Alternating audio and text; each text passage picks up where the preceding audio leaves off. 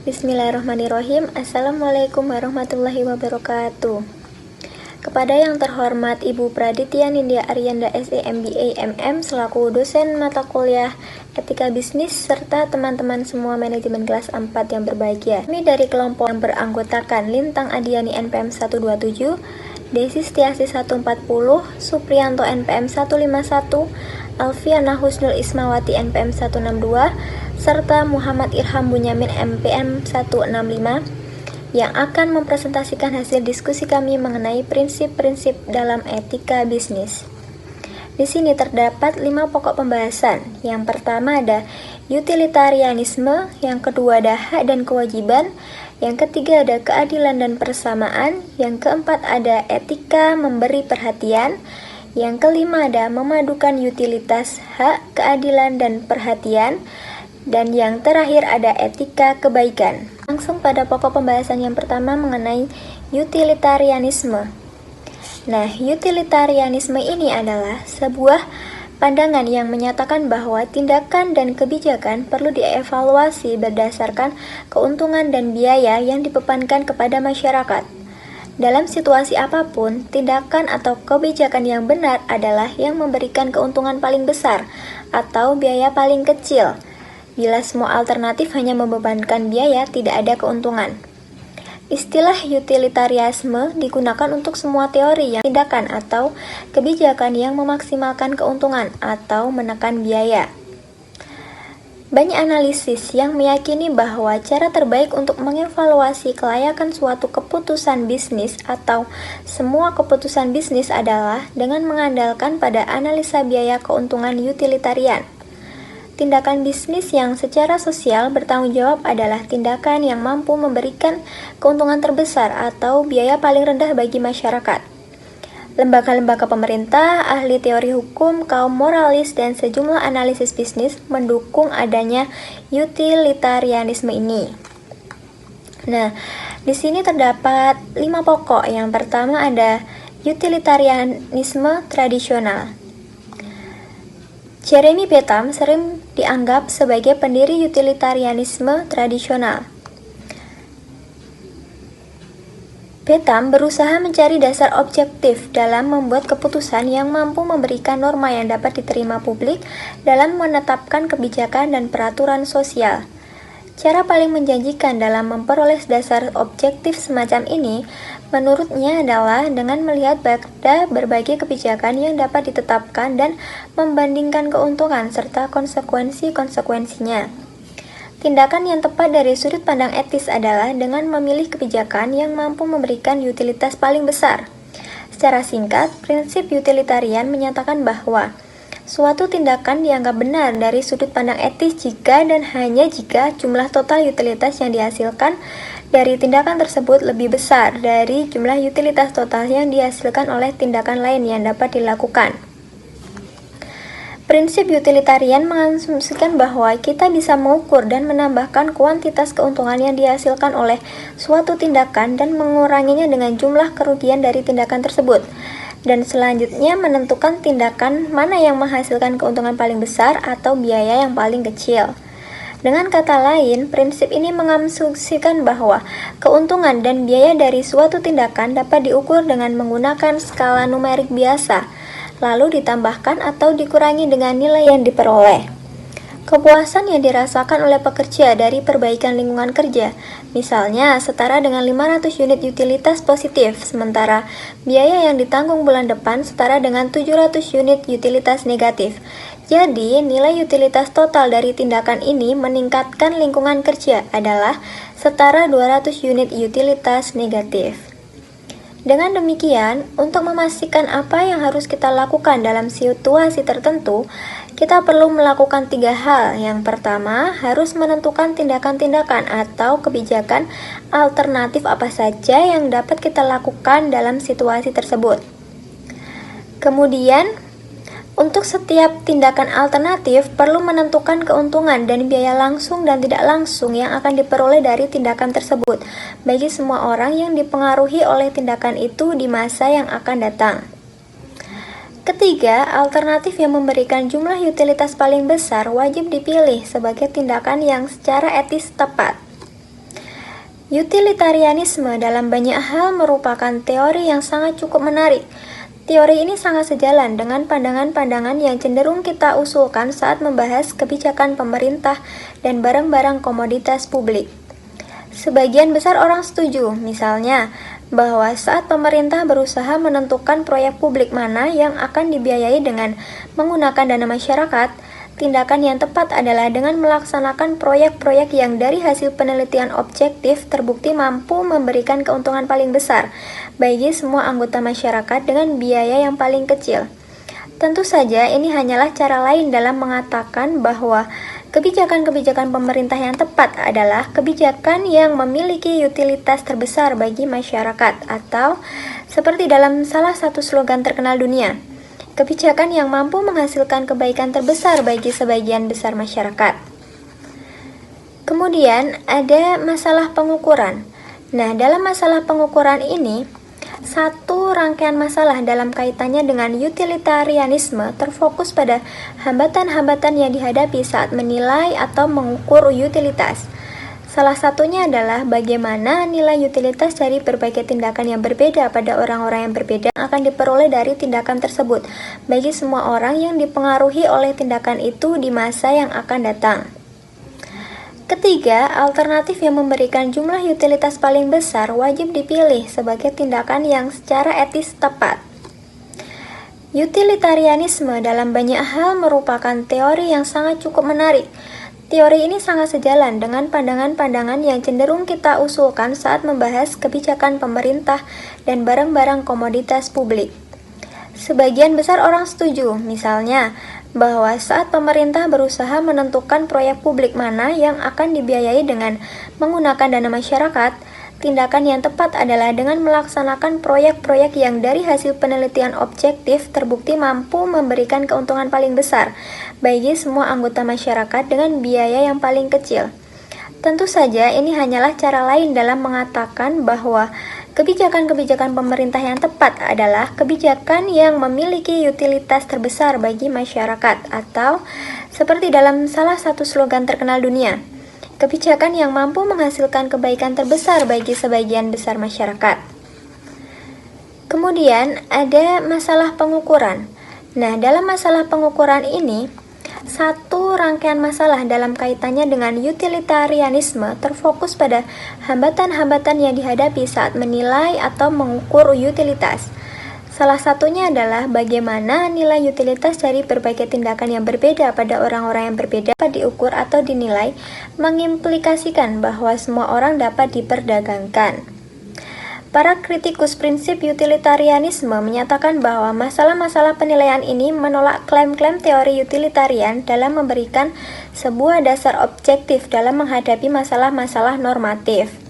Masalah-masalah ini terlihat jelas dalam perdebatan tentang audit sosial perusahaan. Meskipun perusahaan-perusahaan bisnis semakin ditekan untuk melakukan audit atau melaporkan penilaian atas biaya dan keuntungan sosial yang dihasilkan dari aktivitas-aktivitas bisnis mereka, namun usaha mereka terhambat oleh ketidakmampuan memberikan penilaian kuantitatif atas berbagai program dan perbedaan opini atas apa yang seharusnya dianggap sebagai keuntungan. Satu-satunya cara untuk menyelesaikan masalah-masalah tersebut adalah dengan menerima penilaian dari suatu kelompok sosial atau kelompok lain. Namun, hal ini berarti mendasarkan analisa biaya keuntungan pada bias dan kecenderungan subjektif dari kelompok yang bersangkutan. Pokok pembahasan yang ketiga dari utilitarianisme adalah tanggapan utilitarian terhadap masalah penelitian. Kaum utilitarian menyatakan bahwa meskipun utilitarianisme idealnya mensyaratkan penilaian-penilaian yang akurat dan dapat dikuantifikasikan atas biaya dan keuntungan, namun persyaratan ini dapat diperlonggar jika penilaian seperti itu tidak dapat dilakukan.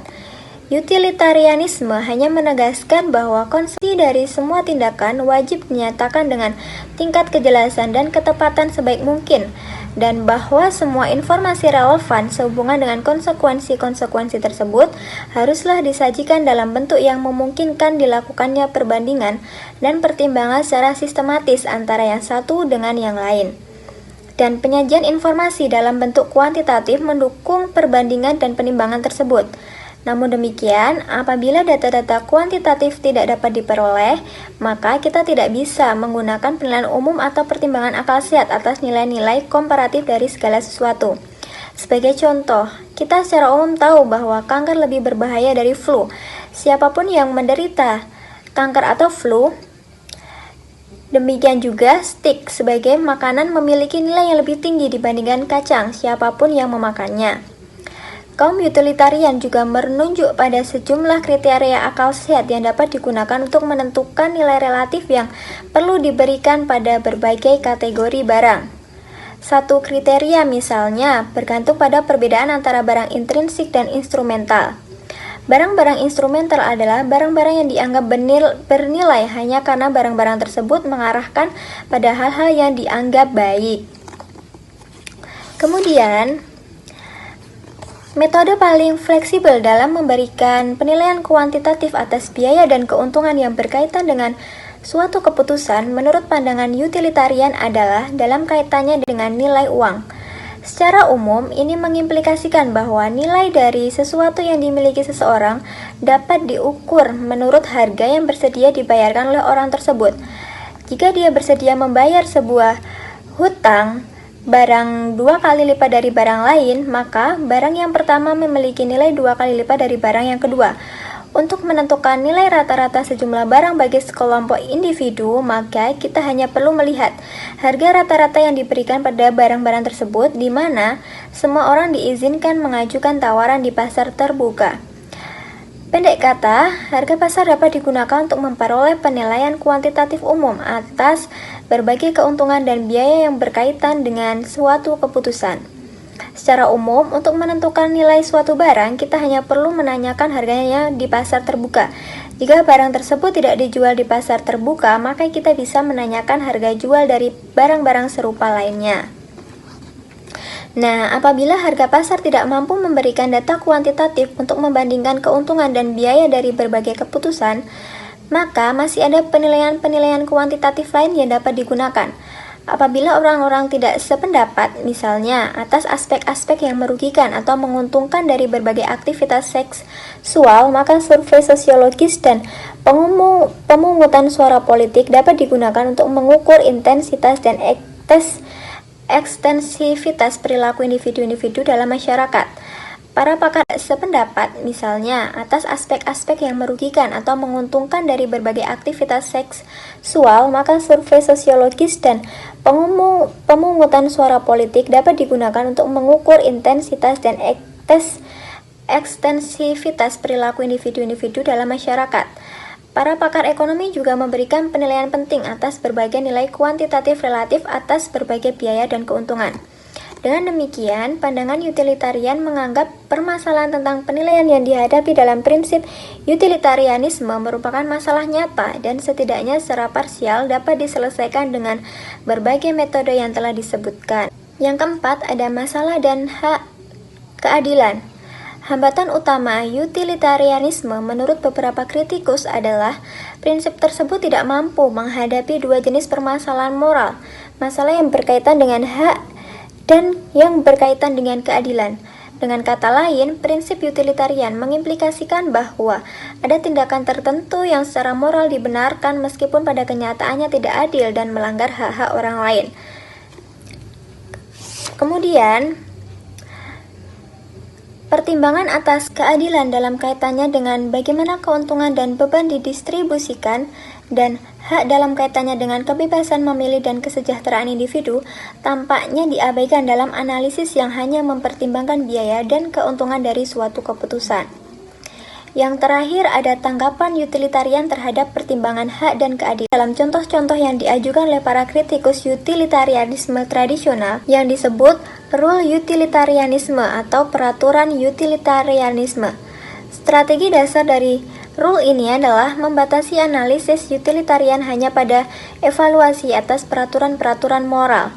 Menurut rule ini, saat menentukan apakah suatu tindakan dianggap etis, kita tidak perlu mempertanyakan apakah tindakan tersebut akan memberikan nilai utilitas paling besar. Sebaliknya, kita perlu mempertanyakan apakah tindakan tersebut diwajibkan oleh para peraturan moral yang harus dipatuhi oleh semua orang. Jika benar, maka kita perlu melakukannya. Akan tetapi, apa saja yang dapat disebut peraturan moral yang benar? Dan pertanyaan inilah yang menurut rule utilitarian perlu dijawab dengan mengacu pada pemaksimalan utilitas. Peraturan moral yang benar adalah peraturan-peraturan yang mampu memberikan nilai utilitas paling besar jika semua orang mengikutinya. Jadi, dalam teori, rule utilitarian memiliki dua bagian yang dapat kita ringkas dalam dua prinsip berikut. Yang pertama, suatu tindakan dianggap benar dari sudut pandang etis jika dan hanya jika tindakan tersebut dinyatakan dalam peraturan moral yang benar. Yang kedua, sebuah peraturan moral dikatakan benar jika dan hanya jika jumlah utilitas total yang dihasilkannya, jika semua orang yang mengikuti peraturan tersebut lebih besar dari jumlah utilitas total yang diperoleh. Ada dua batasan utama terhadap metode utilitarian dalam peraturan moral yang benar, dan pertanyaan inilah yang menurut rule utilitarian perlu dijawab dengan mengacu pada pemaksimalan utilitas. Peraturan moral yang benar adalah peraturan-peraturan yang mampu memberikan nilai utilitas paling besar jika semua orang mengikutinya. Jadi, dalam teori, rule utilitarian memiliki dua bagian yang dapat kita ringkas dalam dua prinsip berikut. Yang pertama, suatu tindakan dianggap benar dari sudut pandang etis jika dan hanya jika tindakan tersebut dinyatakan dalam peraturan moral yang benar. Yang kedua, sebuah peraturan moral dikatakan benar jika dan hanya jika jumlah utilitas total yang dihasilkannya, jika semua orang yang mengikuti peraturan tersebut lebih besar dari jumlah utilitas total yang diperoleh. Ada dua batasan utama terhadap metode utilitarian dalam penalaran moral.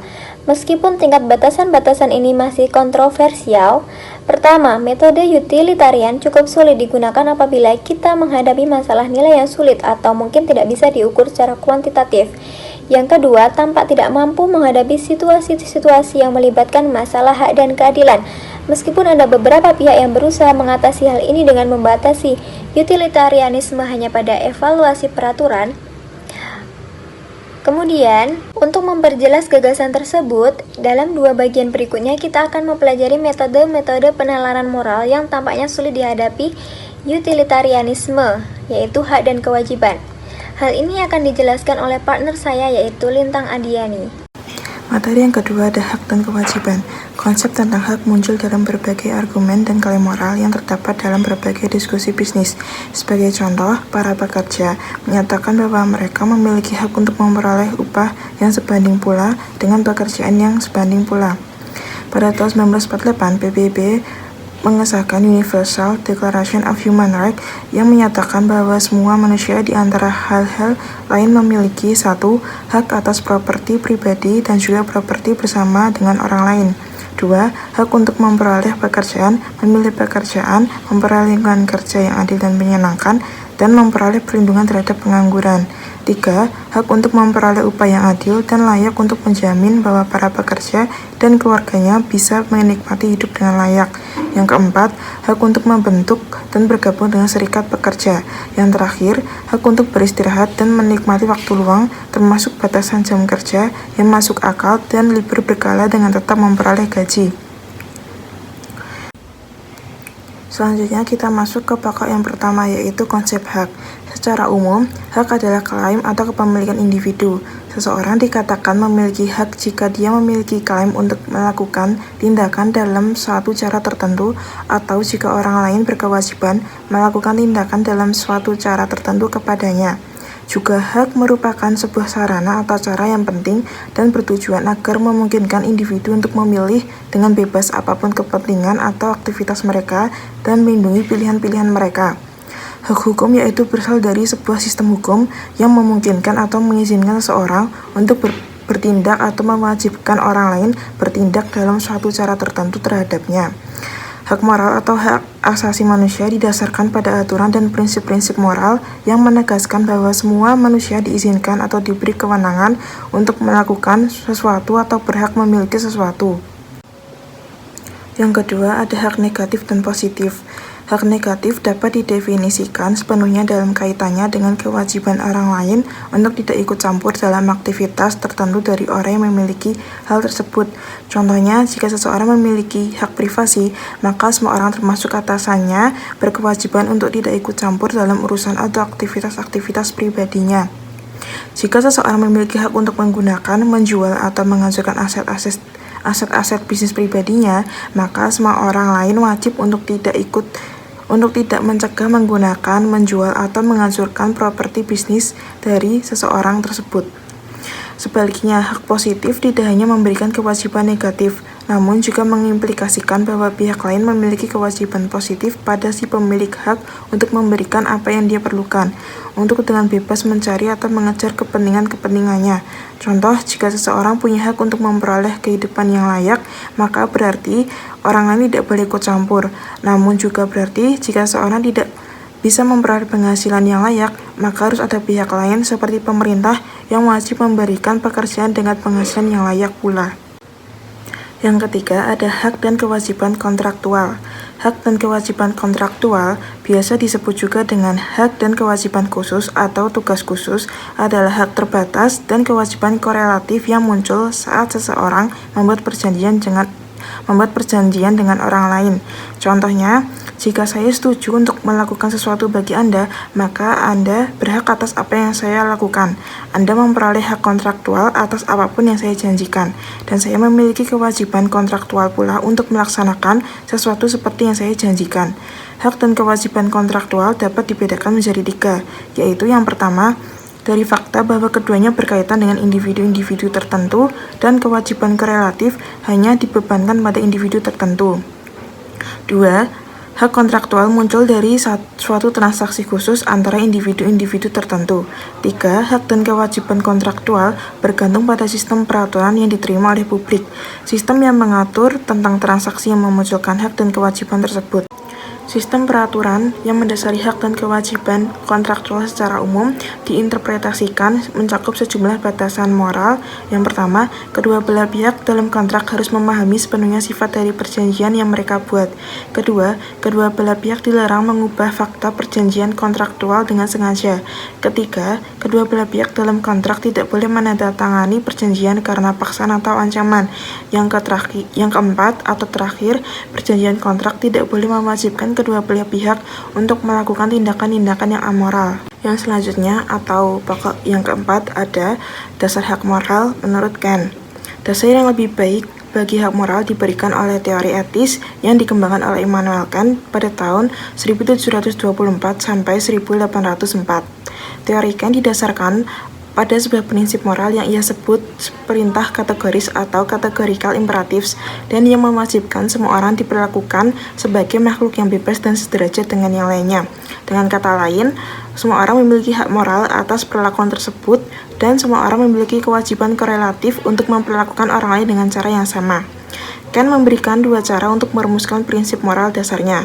Yang pertama, berbunyi, saya tidak boleh melakukan tindakan kecuali dalam suatu cara yang juga dapat saya kehendaki agar maksim saya menjadi hukum universal. Maksim bagi Kant adalah alasan seseorang dalam situasi tertentu untuk melakukan apa yang ia rencanakan. Versi perintah kategoris pertama Kant berasal dari prinsip yang berbunyi, sebuah tindakan secara moral benar bagi seseorang dalam suatu situasi jika dan hanya jika alasan orang tersebut melakukan tindakan itu adalah alasan yang dipilih semua orang dalam situasi yang sama. Contoh dari prinsip tersebut, misalkan saya memutuskan untuk memecat seseorang pegawai karena dia berbeda ras dengan saya. Nah, dari prinsip Kant tersebut, saya perlu bertanya kepada diri saya sendiri, apakah saya menyetujui tindakan seseorang yang memecat pegawai karena alasan ras. Jika saya tidak ingin orang lain melakukan tindakan seperti itu, bahkan kepada diri saya sendiri, maka secara moral saya salah bila saya melakukan hal tersebut. Dari contoh tadi, ada kesamaan yang jelas antara perintah kategoris dengan apa yang disebut dengan aturan emas, yaitu perlakukanlah orang lain seperti mereka memperlakukanmu. Di rumusan yang kedua pada kategoris Kant adalah bertindaklah dalam suatu cara seperti Anda memperlakukan semua manusia, baik terhadap diri sendiri atau orang lain, bukan hanya sebagai sarana namun juga sebagai tujuan. Atau jangan pernah memperlakukan orang lain hanya sebagai sarana, namun juga sebagai tujuan.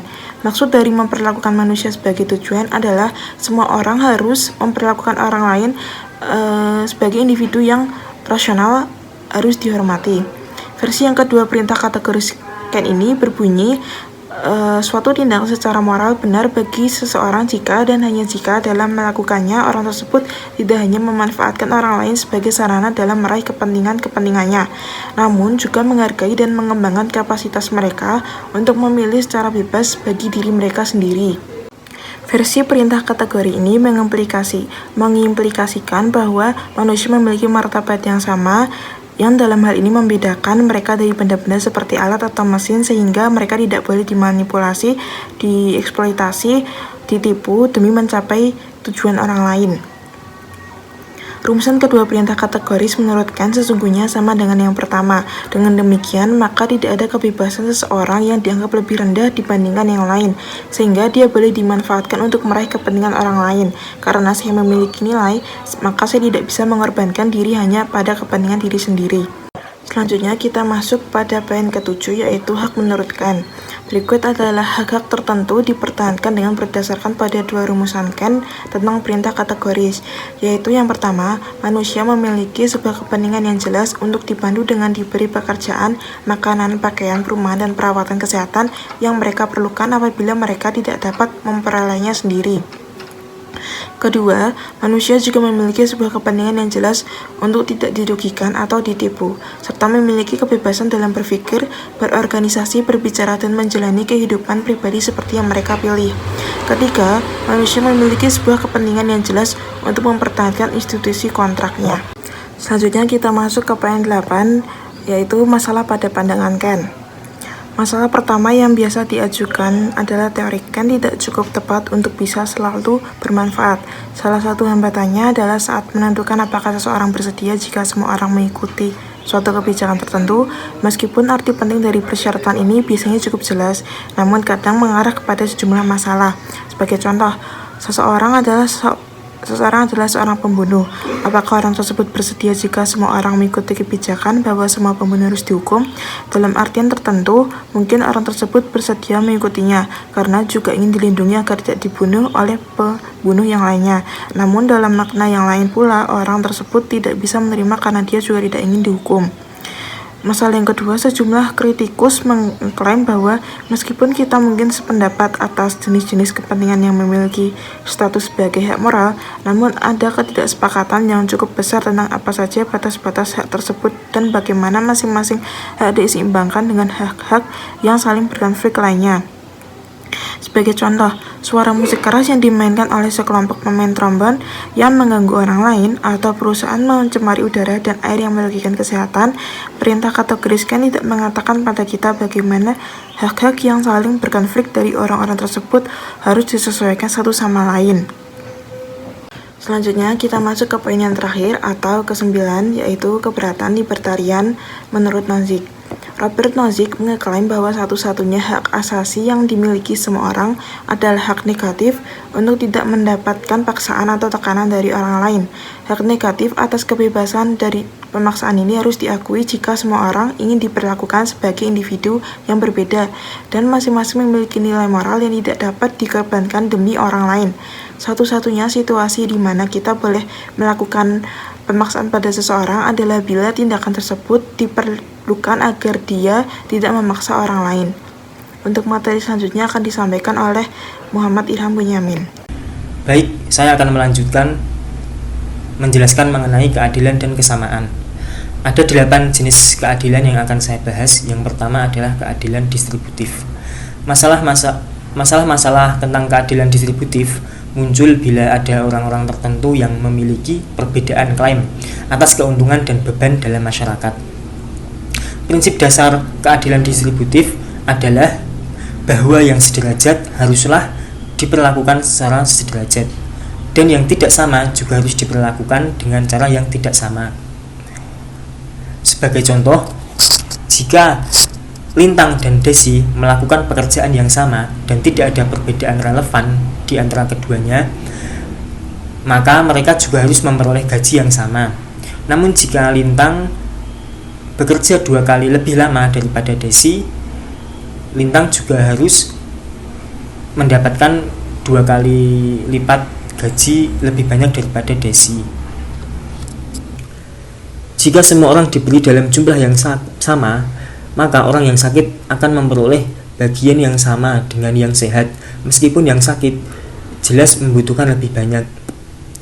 Jika semua orang diberi dalam jumlah yang sama, orang-orang cacat berarti harus melakukan pekerjaan sebanyak yang dilakukan oleh orang yang tidak cacat, meskipun yang cacat jelas memiliki kelemahan. Jika semua orang diberi dalam jumlah yang sama, maka semua orang tidak akan merasa ingin berusaha lebih keras dalam pekerjaan mereka. Akibatnya, produktivitas dan efisiensi masyarakat akan turun, karena rumus egalitarian mengabaikan semua fakta ini, dan karena cukup jelas bahwa fakta-fakta tersebut perlu dipertimbangkan. Jadi menurut para kritikus, egalitarianisme jelas salah. Kemudian para pendukung pandangan egalitarian menyatakan bahwa kesamaan ekonomi masih dapat dipertahankan jika dibatasi dengan tepat. Mereka menyatakan bahwa semua orang berhak memperoleh standar kehidupan yang layak dan bahwa pendapatan dan kekayaan haruslah didistribusikan secara merata sampai standar ini terpenuhi bagi semua orang. Kemudian yang kedua adalah keadilan sebagai kesamaan atau yang disebut dengan egalitarian. Kaum egalitarian meyakini bahwa tidak ada perbedaan yang relevan di antara semua orang yang bisa dipakai sebagai pembenaran atau perlakuan yang tidak adil. Kaum egalitarian merumuskan semua orang harus memperoleh bagian keuntungan dan beban masyarakat atau kelompok dalam jumlah yang sama. Pandangan egalitarian didasarkan pada proposisi bahwa semua manusia adalah sama dalam sejumlah aspek dasar dan bahwa setiap orang juga memiliki klaim yang sama atas segala sesuatu yang ada dalam masyarakat.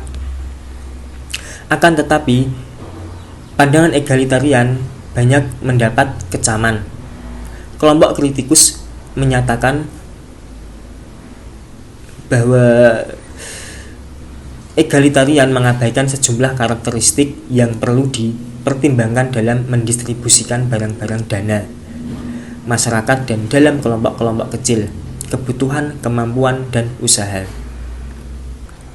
Kemudian yang ketiga adalah keadilan berdasarkan kontribusi atau yang disebut dengan keadilan kapitalis, yaitu keuntungan haruslah didistribusikan sesuai dengan nilai sumbangan individu yang diberikan pada masyarakat, tugas, kelompok, atau pertukaran.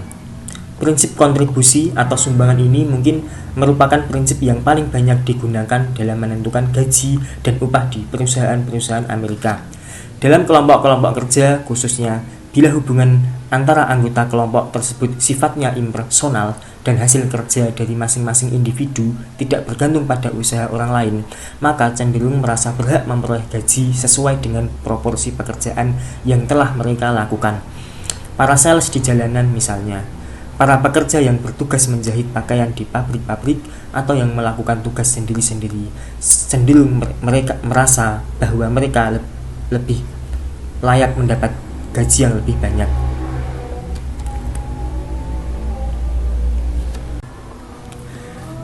Mereka berhak dibayar sesuai dengan jumlah barang yang mereka buat atau mereka jual secara individu. Namun yang menarik di sini, bila pekerja digaji sesuai dengan prinsip kontribusi, maka hal tersebut mendorong mereka bersikap tidak kooperatif dan bahkan saling bersaing dalam memperoleh sumber daya dan informasi yang selanjutnya, menyebabkan munculnya lebih individualistik. Seperti Amerika lebih memilih prinsip kontribusi ini dibandingkan para pekerja di negara dengan budaya kolektivitas seperti Jepang. Masalah utama yang muncul dari prinsip kontribusi keadilan distributif ini adalah bagaimana menilai kontribusi masing-masing individu. Salah satu cara yang telah lama digunakan adalah dengan menilainya menurut jumlah usaha. Semakin besar usaha yang dilakukan seseorang dalam melaksanakan pekerjaannya, maka semakin besar pula bagian keuntungan yang berhak diperolehnya. Namun demikian, ada banyak masalah dalam penggunaan nilai usaha sebagai dasar distribusi.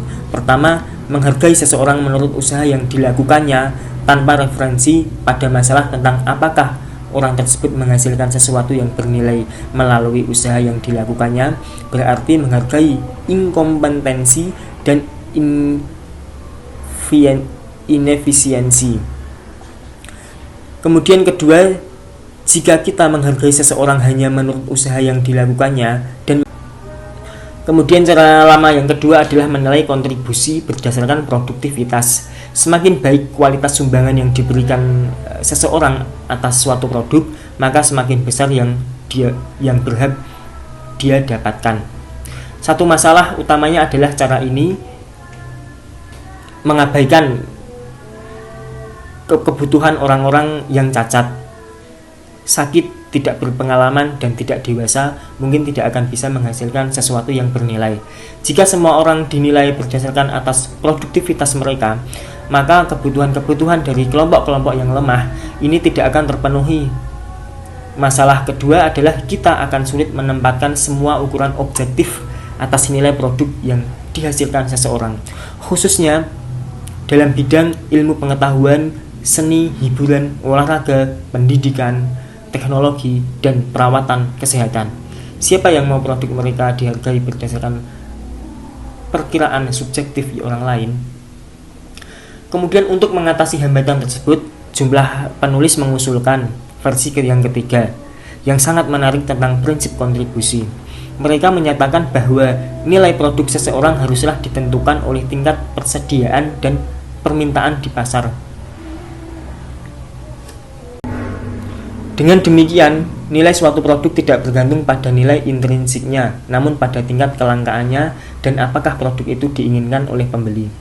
Dengan kata lain, kontribusi seseorang setara dengan nilai jual dari apa yang dihasilkannya dalam pasar yang kompetitif.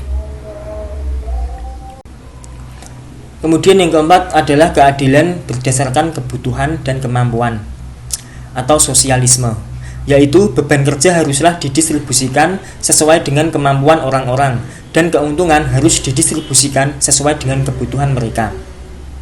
Prinsip sosialis ini pertama kali didasarkan pada gagasan bahwa orang-orang menyadari potensi mereka dengan menunjukkan kemampuan dalam kerja yang produktif. Karena perwujudan dari potensialitas yang dimiliki seseorang merupakan suatu nilai, maka hal ini mengimplikasikan bentuk distribusi pekerjaan sesuai dengan kemampuan yang dia miliki. Kemudian yang kedua, keuntungan yang dihasilkan dari kerja harus dimanfaatkan sepenuhnya untuk meningkatkan kesejahteraan dan kehidupan manusia. Ini berarti mendistribusikan keuntungan sedemikian rupa sehingga kebutuhan dasar semua orang dapat terpenuhi.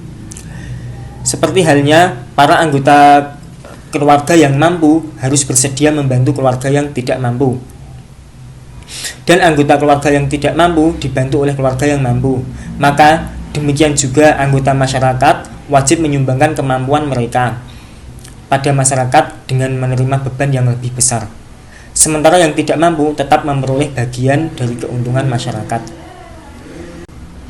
Tapi prinsip sosialis ini juga mendapat kritikan.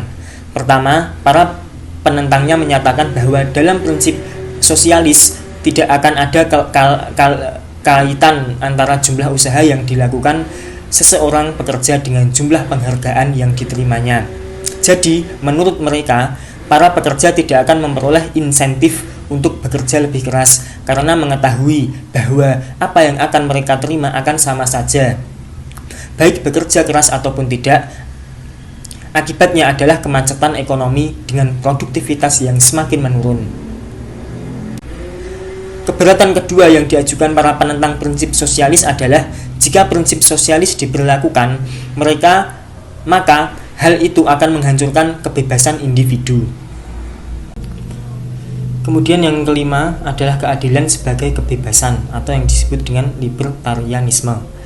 Lebih jelasnya, libertarianisme ini adalah dari setiap orang sesuai dengan apa yang mereka pilih, bagi setiap orang sesuai dengan apa yang dipilihkan bagi mereka. Contohnya, jika saya memilih untuk menulis novel atau membuat patung kayu, maka saya berhak memiliki novel atau patung itu jika saya menginginkannya. Saya juga berhak memberikan pada seseorang sebagai hadiah atau ditukar dengan barang lain sesuai dengan pilihan saya. Secara umum, setiap orang berhak memiliki segala sesuatu yang mereka hasilkan atau yang mereka peroleh sebagai pemberian. Ini berarti salah bila kita membebankan pajak pada seseorang atau mengambil uang orang tersebut untuk memberikan keuntungan, kesejahteraan, dan pemenuhan kebutuhan orang lain. Para penentang pandangan ini menyatakan bahwa ada kebebasan-kebebasan lain yang perlu dipertahankan, misalnya kebebasan dari kebodohan dan kebebasan dari kelaparan. Dalam banyak kasus, kebebasan-kebebasan ini lebih penting dibandingkan kebebasan dari paksaan. Jika seorang kelaparan, misalnya, maka haknya untuk terbebas dari tekanan yang ditimbulkan dari rasa lapar adalah lebih penting dibandingkan hak seorang yang kenyang untuk terbebas dari tekanan itu. Kemudian untuk kritik yang kedua terhadap libertarianisme, mengklaim bahwa prinsip libertarian atas keadilan distributif akan menciptakan perlakuan yang tidak adil terhadap orang-orang yang kurang beruntung. Dalam prinsip libertarian, hak seseorang atas barang bergantung sepenuhnya pada apa yang dihasilkan orang tersebut melalui usahanya atau apa yang diberikan oleh orang lain sebagai pemberian atau dengan motif lain. Namun, sumber-sumber kepemilikan barang tersebut bisa jadi tidak dapat diperoleh meskipun itu bukan karena salahnya. Seseorang mungkin saja sakit, cacat, tidak mampu membeli alat atau lahan untuk menghasilkan barang, terlalu tua atau terlalu muda untuk bekerja, ataupun semua orang yang tidak mampu menghasilkan sesuatu dengan usahanya sendiri. Orang-orang lain mungkin karena serakah mungkin saja menolak memberikan apa yang dibutuhkan. Menurut prinsip libertarian, orang itu tidak akan memperoleh apa-apa, dan hal ini, kata para kritikus libertarian, jelas salah. Kemudian yang keenam adalah keadilan sebagai kewajaran atau Rawls.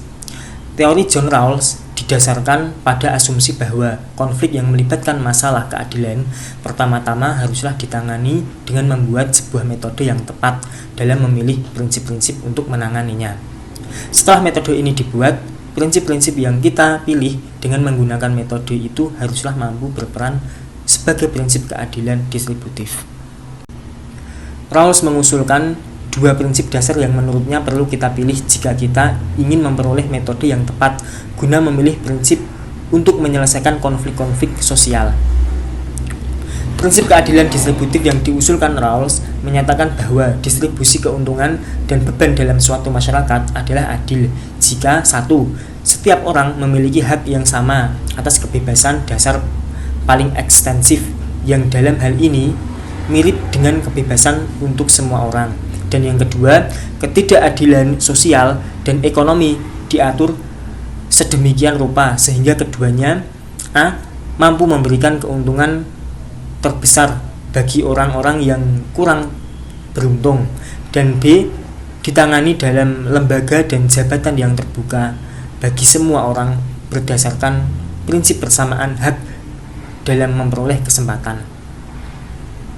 Prinsip 1 disebut prinsip kebebasan sederajat. Intinya, prinsip ini mengatakan bahwa kebebasan setiap warga negara haruslah dilindungi dari gangguan orang lain dan haruslah sederajat antara orang yang satu dengan yang lain. Kemudian prinsip kedua yang bagian A disebut prinsip perbedaan.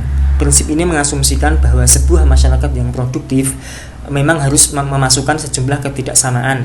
Namun selanjutnya ditegaskan bahwa kita perlu mengambil langkah-langkah untuk memperbaiki posisi kelompok paling lemah dalam masyarakat, seperti orang-orang yang sakit dan cacat, kecuali jika perbaikan atau peningkatan tersebut membebani masyarakat sehingga semua orang termasuk yang sakit dan cacat keadaannya menjadi lebih buruk dari sebelumnya. Kemudian yang bagian B disebut prinsip kesamaan hak dalam memperoleh kesempatan.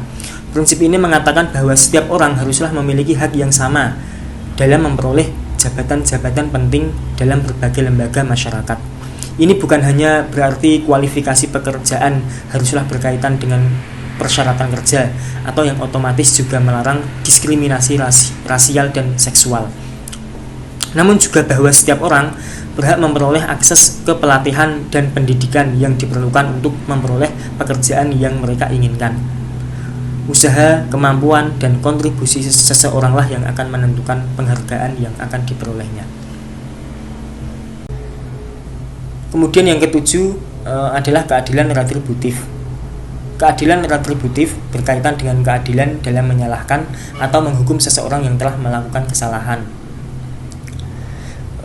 Yang pertama yaitu kondisi di mana seseorang dianggap tidak dapat dimintai pertanggungjawaban atas apa yang dilakukan, ketidaktahuan dan ketidakmampuan. Sebagai contoh, jika pemilik pabrik pengolahan kapas tidak tahu kalau pabriknya bisa menyebabkan pekerja terkena penyakit brown lung, maka tidak adil bila kita menghukumnya karena pabrik miliknya menyebabkan penyakit tersebut. Kemudian kondisi yang kedua dari hukuman yang adil adalah kepastian bahwa orang yang dihukum benar-benar melakukan apa yang dituduhkan. Contohnya, banyak perusahaan yang menggunakan sistem penanganan hukuman yang dimaksudkan untuk memastikan apakah suatu tindakan yang dilakukan seseorang pegawai benar-benar layak dihukum, misalnya dipecat atau hukuman lainnya. Menghukum pegawai dengan berdasarkan pada bukti-bukti yang tidak akurat dapat dikaitkan sebagai tindakan yang tidak adil. Prinsip 1 disebut prinsip kebebasan sederajat. Intinya, prinsip ini mengatakan bahwa kebebasan setiap warga negara haruslah dilindungi dari gangguan orang lain dan haruslah sederajat antara orang yang satu dengan yang lain. Kemudian prinsip kedua yang bagian A disebut prinsip perbedaan. Prinsip ini mengasumsikan bahwa sebuah masyarakat yang produktif memang harus memasukkan sejumlah ketidaksamaan. Namun selanjutnya ditegaskan bahwa kita perlu mengambil langkah-langkah untuk memperbaiki posisi kelompok paling lemah dalam masyarakat, seperti orang-orang yang sakit dan cacat, kecuali jika perbaikan atau peningkatan tersebut membebani masyarakat sehingga semua orang termasuk yang sakit dan cacat keadaannya menjadi lebih buruk dari sebelumnya. Kemudian yang bagian B disebut prinsip kesamaan hak dalam memperoleh kesempatan. Prinsip ini mengatakan bahwa setiap orang haruslah memiliki hak yang sama dalam memperoleh jabatan-jabatan penting dalam berbagai lembaga masyarakat. Ini bukan hanya berarti kualifikasi pekerjaan haruslah berkaitan dengan persyaratan kerja atau yang otomatis juga melarang diskriminasi rasial dan seksual. Namun juga bahwa setiap orang berhak memperoleh akses ke pelatihan dan pendidikan yang diperlukan untuk memperoleh pekerjaan yang mereka inginkan. Usaha, kemampuan, dan kontribusi seseoranglah yang akan menentukan penghargaan yang akan diperolehnya. Kemudian yang ketujuh adalah keadilan retributif. Keadilan retributif berkaitan dengan keadilan dalam menyalahkan atau menghukum seseorang yang telah melakukan kesalahan. Yang pertama yaitu kondisi di mana seseorang dianggap tidak dapat dimintai pertanggungjawaban atas apa yang dilakukan, ketidaktahuan dan ketidakmampuan.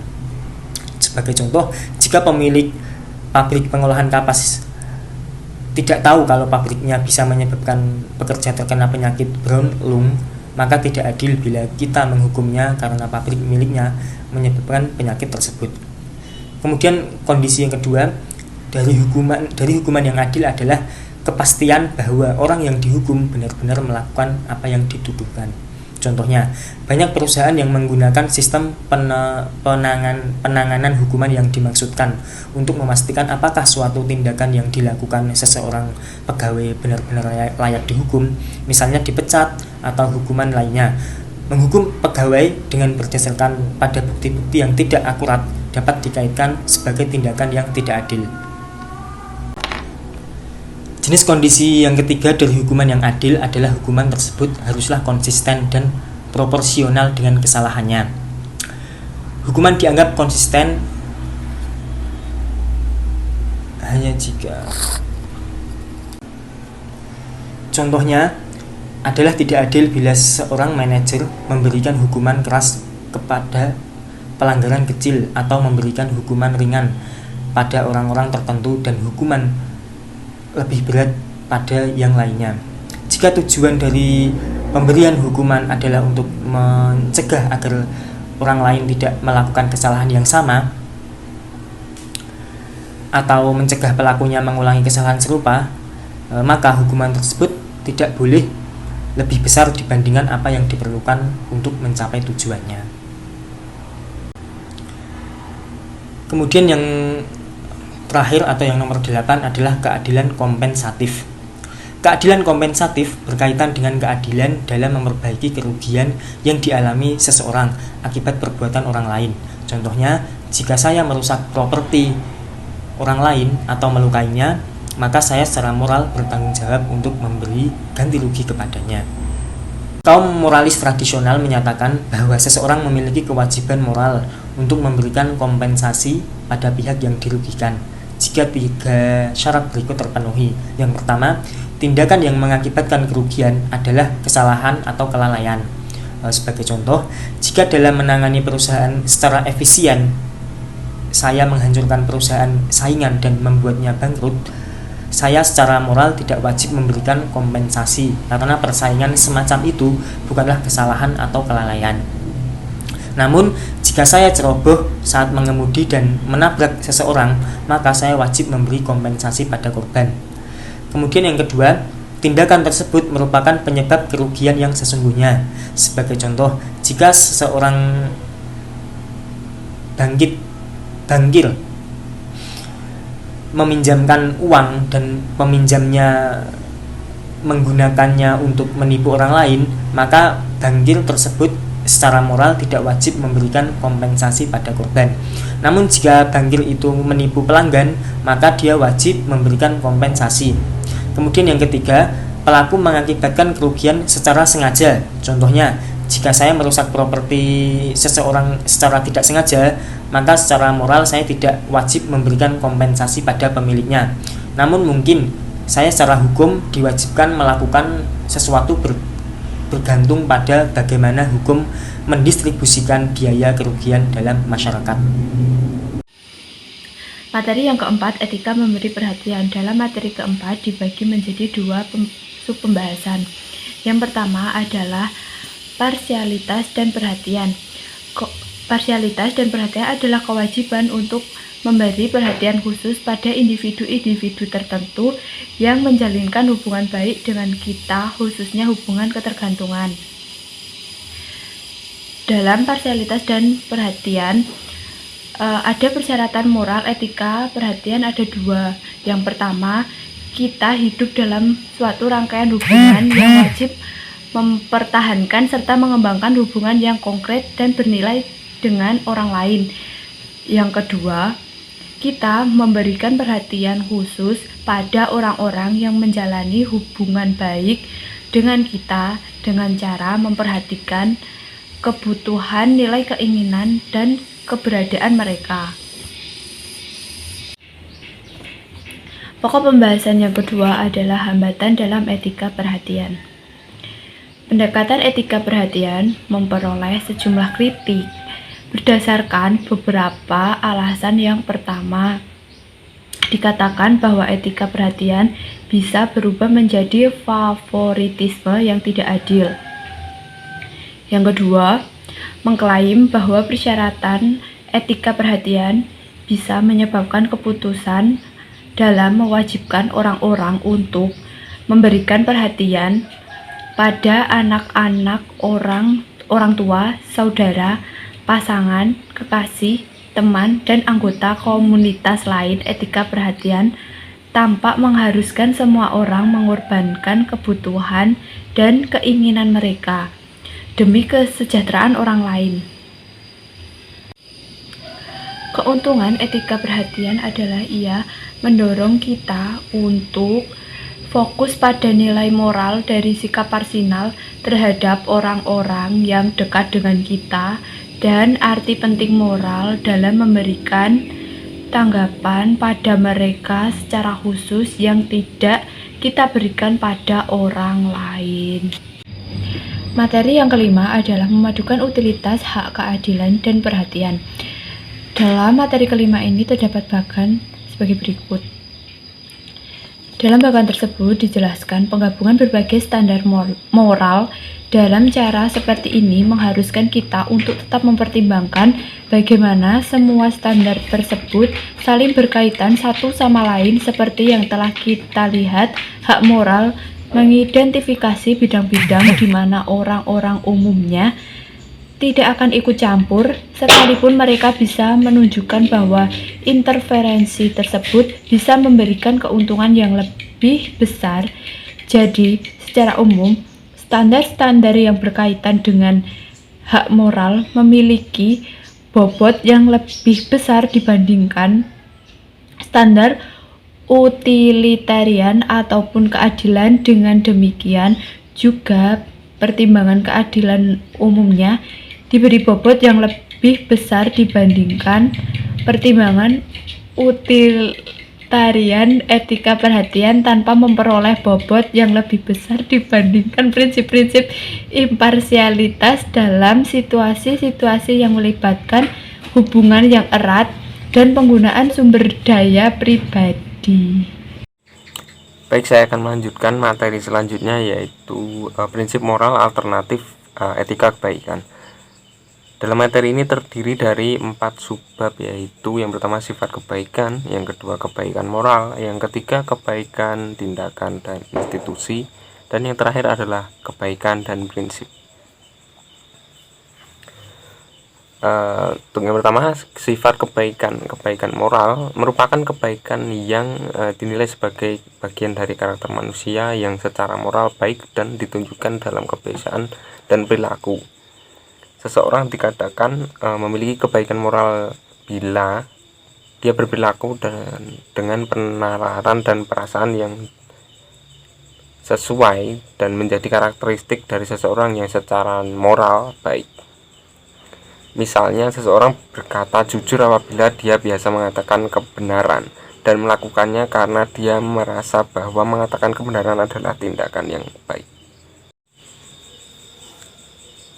Yang kedua yaitu kebaikan moral. Seorang filsuf Yunani bernama Aristotle berteori bahwa sebuah kebaikan moral merupakan kebiasaan yang memungkinkan manusia bertindak sejalan dengan tujuan manusia pada umumnya. Yang membedakan manusia dengan makhluk lain adalah kemampuan manusia dalam berpikir dan bernalar. Jadi tujuan manusia adalah menerapkan penalaran dalam semua tindakan. Ketiga adalah kebaikan, tindakan, dan institusi. Sebuah tindakan secara moral benar jika dalam pelaksanaan pelaku menerapkan atau menunjukkan sifat atau karakter moral yang baik, dan secara moral salah apabila dalam pelaksanaannya pelaku menerapkan ataupun menunjukkan karakter moral yang buruk. Baik buruknya tindakan dapat ditentukan dengan mempelajari jenis karakter yang dihasilkan oleh tindakan tersebut. Kebaikan juga memberikan kriteria penting untuk mengevaluasi lembaga maupun praktik-praktik sosial. Yang keempat atau yang terakhir yaitu kebaikan dan prinsip. Sebagian kebaikan memungkinkan seseorang untuk melakukan apa yang disarankan oleh prinsip-prinsip moral. Misalnya keadilan. Keadilan adalah kebaikan yang diperoleh dari mengikuti prinsip-prinsip keadilan. Etika kebaikan tidak menyarankan tindakan-tindakan yang berbeda dari apa yang disarankan etika prinsip. Etika kebaikan bukanlah semacam prinsip moral kelima yang sejajar dengan prinsip-prinsip utilitarian, hak, dan keadilan. Sebaliknya, etika kebaikan menambah dan melengkapi prinsip-prinsip utilitarian, hak, dan keadilan. Etika ini melihat pada kebaikan dan berpegang teguh pada prinsip-prinsip moral yang